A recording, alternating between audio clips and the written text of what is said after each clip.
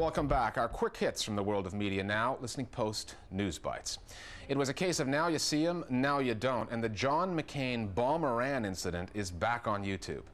The U.S. presidential candidate was asked about Iran on a campaign stop, and he came up with a musical response.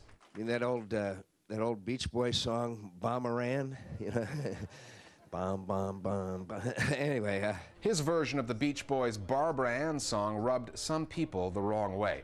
McCain said it was a joke, that his critics should get a life, and Fox News agreed with him. You don't think it was insensitive or in any way making light of it? The Iranians? My response is lighten up and get a life. Someone put the video on YouTube and then the posting disappeared. YouTube eventually reinstated it, saying it was taken down by mistake. It's not the first time that politically sensitive material on YouTube has been taken down, and Media Watch types want to make sure that YouTube does not censor its material just because politicians don't want to see it there. Iraqi airwaves have grown slightly more crowded with the arrival of a new TV channel backed by a group that says it's opposed to both the U.S.-led occupation as well as political Islam. The channel is called Sana TV, and so far it's broadcasting for 2 hours a day with plans to grow. Sana is the creation of the Iraq Freedom Congress, whose website carries all the details and satellite coordinates for viewing. Iraq has television channels of all political stripes, and their ideological battles on the airwaves reflect the civil war that's happening on the ground. The Venezuelan government of Hugo Chavez is heading for a showdown with RCTV, an opposition TV channel that once backed a coup against him and that he now wants to shut down. President Chavez went on national TV to make the case against RCTV, which he says continues to defy the Constitution by working against him.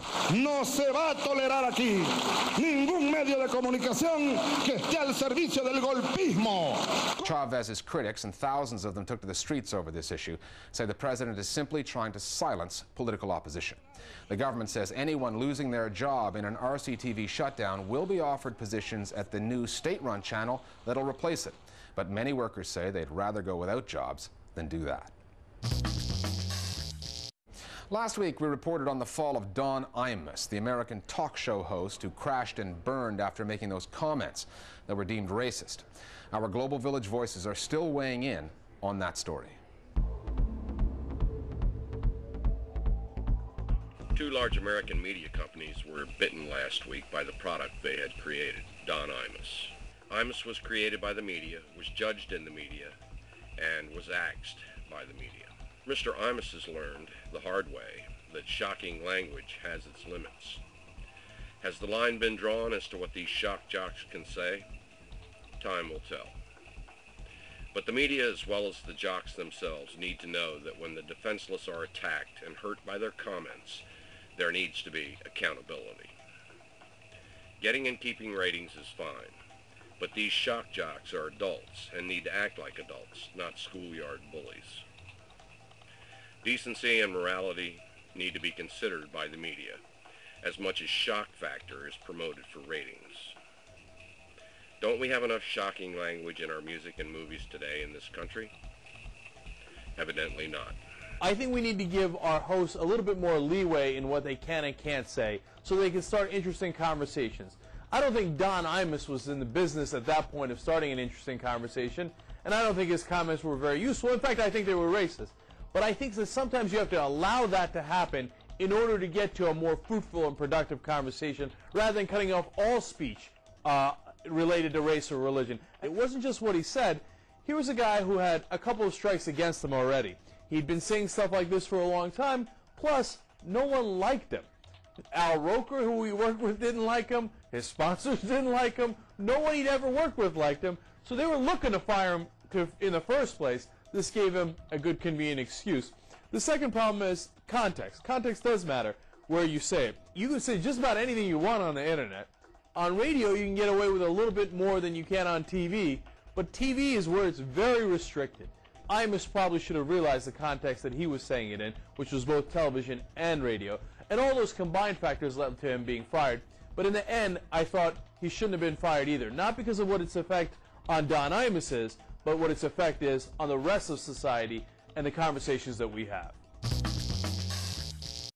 We're going to try something a little different now on the Listening Post. You may remember a Global Village voice we had on a while back, an animated character who called himself Cairo Freeze.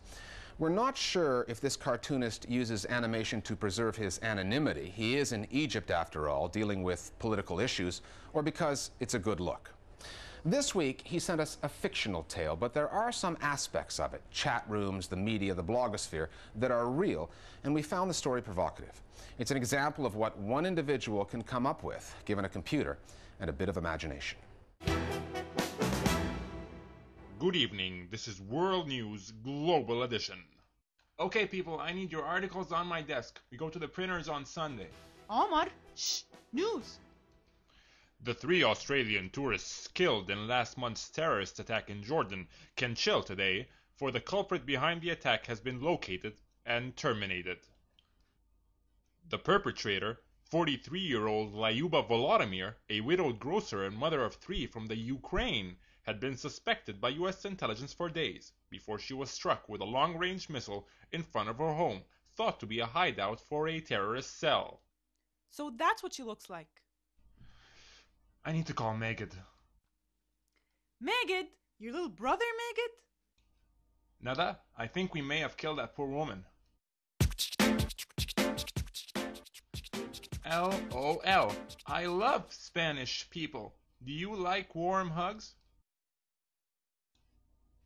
Megid, chat rooms stopped being cool in 1999. I'm about to consummate a relationship with a very special lady.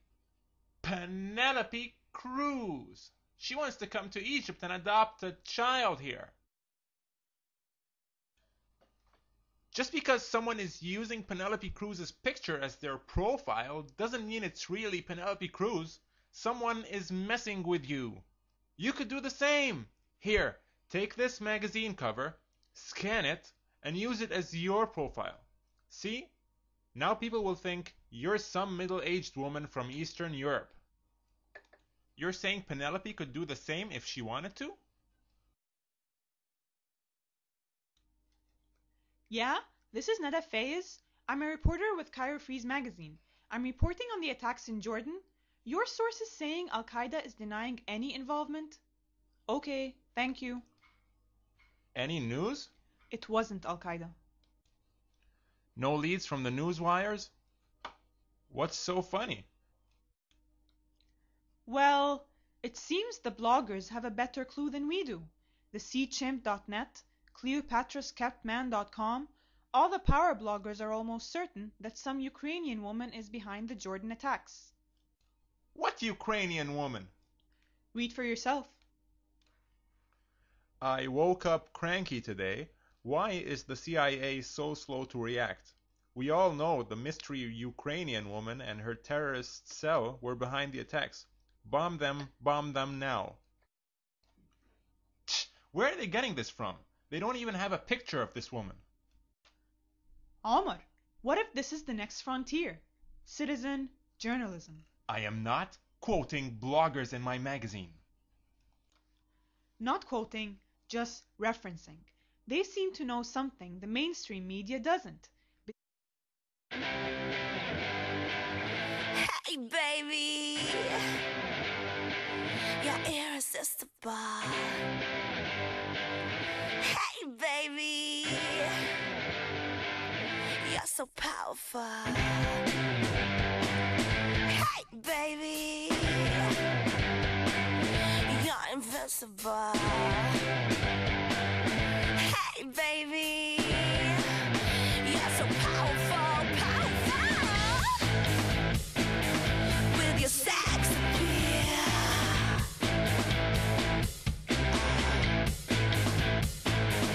With your sex appeal.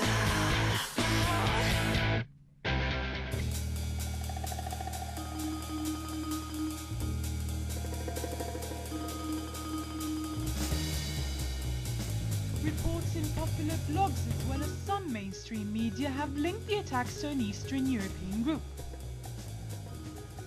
We're not even sure it's a group. It could be one person. It's even been reported in Cairo Freeze magazine and a number of other.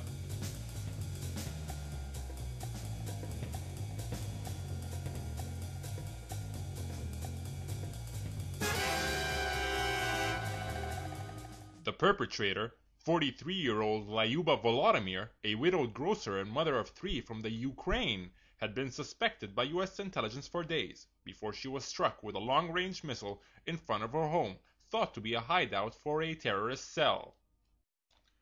Those were our headlines. Coming up, is Penelope Cruz the next Angelina? We talk about the Spanish actress's plans to adopt an Egyptian child after the break. Our thanks to Cairo Freeze. Finally, the problem with writing a hit song is that you never really know who's going to cover it. And The Who certainly didn't see this coming.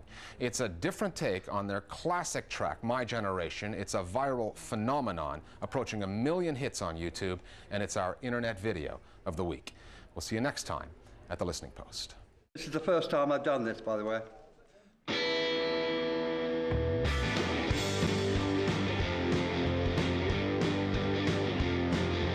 People try to put us down.